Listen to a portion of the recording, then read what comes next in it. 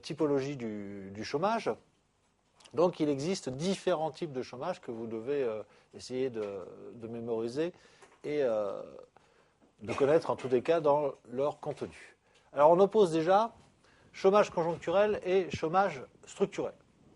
Ça veut dire qu'il y aurait un chômage qui serait lié au court terme et à la conjoncture économique, et un chômage qui serait de beaucoup plus longue durée et qui serait lié au mauvais fonctionnement des structures économiques. Donc, chômage de court terme, chômage conjoncturel, chômage de beaucoup plus long terme nécessairement, puisqu'il va falloir réformer les structures économiques, et là, on parle de chômage structurel. Ça revient d'ailleurs en partie à l'opposition entre chômage keynésien, qui est un chômage conjoncturel, et le chômage classique, qui, lui, est un chômage structurel. Donc, voilà la première distinction à opérer.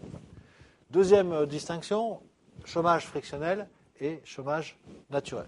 Alors, ça ne s'oppose pas, ça se compléterait plutôt. Qu'est-ce que le chômage frictionnel ? Eh bien, c'est un chômage qui est lié à l'imperfection du marché du travail.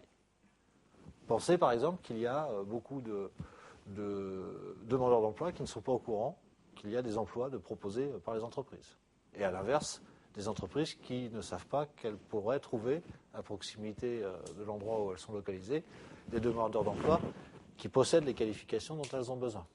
Donc c'est un problème de bon fonctionnement du marché du travail. Puis c'est aussi, dans l'optique du chômage naturel, c'est aussi tenir compte du fait que les compétences demandées par les entreprises ne correspondent jamais immédiatement et totalement aux compétences détenues par les demandeurs d'emploi.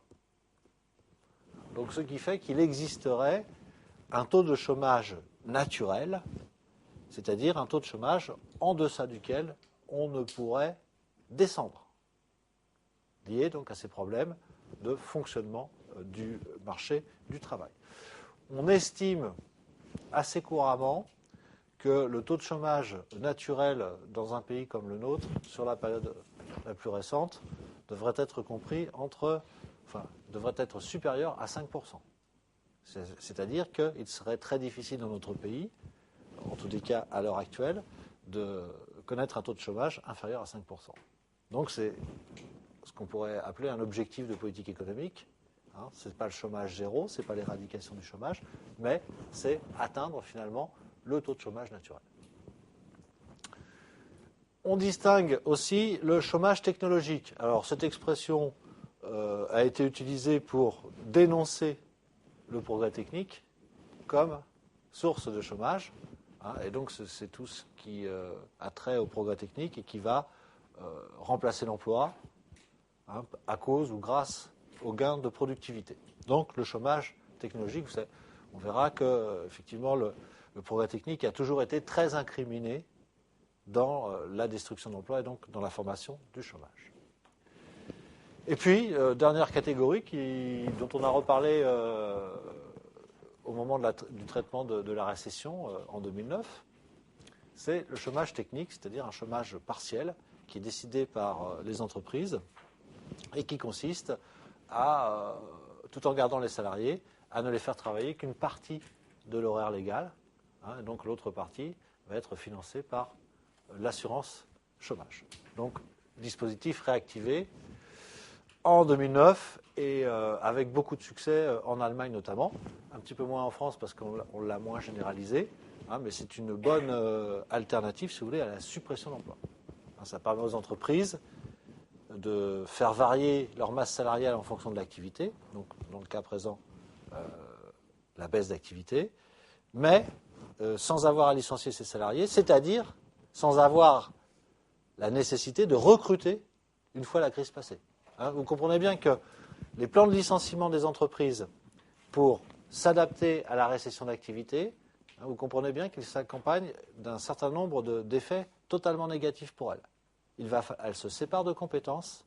Il va falloir que quand l'activité reparte, l'entreprise se remette à la recherche de ses compétences. Donc c'est un coût extrêmement important pour les entreprises. Donc les entreprises n'ont pas intérêt à licencier en soi. Licencier supposera, encore une fois, dès que l'activité repartira, de recruter et donc de doubler les dépenses de recrutement et entre-temps de perdre un certain nombre de talents et de compétences liées au capital humain qu'elle détenait auparavant. Donc, chômage technique. Alors, l'opposition chômage conjoncturel, chômage structurel, puisque c'est l'essentiel, c'est une typologie essentielle du chômage. Donc, le chômage conjoncturel est lié aux variations de la croissance économique. Il apparaît donc dans une phase du cycle économique, dans la phase de récession. Je vous rappelle que dans un cycle économique, il y a une phase d'expansion et une phase de récession. Donc le chômage se développe évidemment dans la phase de récession. Il se développe donc sur le court et sur le moyen terme. Donc on est là sur des horizons de terme de 3 ans, 5 ans maximum. Et ce qui va évidemment l'opposer au chômage structurel. Il se résout, j'allais dire, naturellement, avec le retour à la croissance. Alors, le naturellement, il peut aussi englober une action beaucoup plus volontariste de l'État, puisque l'État, par les politiques de relance de la demande, peuvent précipiter le retour à la croissance, donc précipiter la diminution du chômage. En ce qui concerne le chômage structurel, lui, c'est un chômage de long terme qui est lié au mauvais fonctionnement, à l'inadaptation des structures économiques et sociales. Alors, souvent on invoque, notamment dans l'analyse libérale, on invoque le mauvais fonctionnement du marché du travail, on va le voir par la suite, son manque de fluidité. Et puis, c'est aussi le problème structurel de compétitivité des entreprises. Les entreprises ne sont pas assez compétitives. Par exemple, elles n'ont pas assez investi ou elles n'ont pas suffisamment innové. Donc ces problèmes sont des problèmes de long terme, puisqu'il ne suffit pas de relancer une première vague d'investissement pour que les entreprises aient rattrapé leur retard. Il faudra donc plusieurs années pour que cela puisse se faire.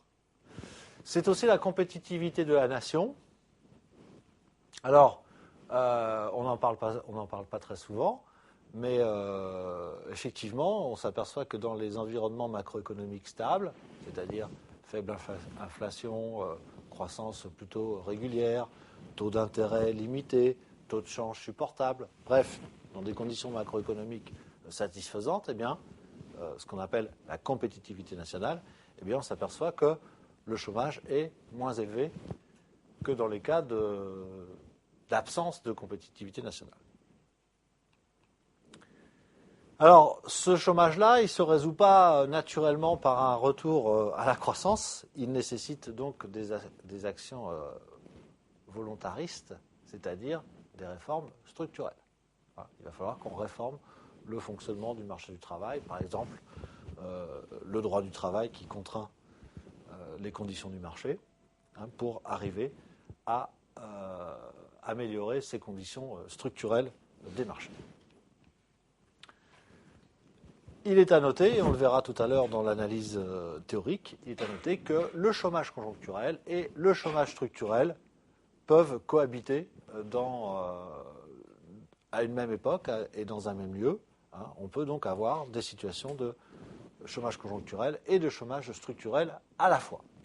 Ce qui, bien évidemment, va compliquer la tâche des gouvernants pour développer des politiques de lutte contre le chômage.